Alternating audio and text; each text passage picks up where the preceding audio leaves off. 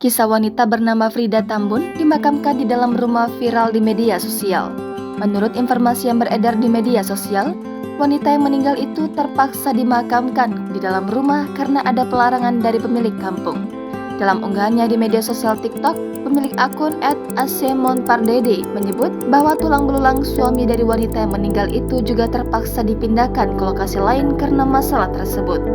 Diketahui bahwa peristiwa ini berlangsung di desa Sionggang Tengah, Kecamatan Lumban Julu, Toba, Sumatera Utara. Kepala Desa Sionggang Tengah, Petani Manurung, mengatakan dia tidak berada di tempat saat pemakaman warganya itu. Menurutnya, dari informasi yang dia terima bahwa saat pemakaman tidak ada ribut-ribut. Namun, Petani Manurung tidak menjelaskan identitas warga yang meninggal dunia itu. Dia hanya mengatakan bahwa saat pemakaman memang tidak ada keributan sama sekali. Disinggung mengenai proses pemakaman jenazah di dalam rumah, Petani Manurung menyebut bahwa itu merupakan permintaan dari mendiang semasa hidupnya. Jika meninggal nanti, maka wanita itu diminta dimakamkan di rumah yang selama ini dijadikan tempat berkumpul keluarga. Soal adanya pelarangan, lanjut Petani, dia sudah mengonfirmasinya ke pihak yang tertuduh.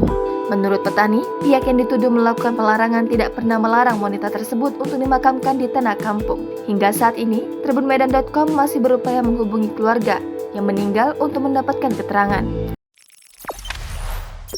Jangan lupa subscribe, share, komen, dan like ya!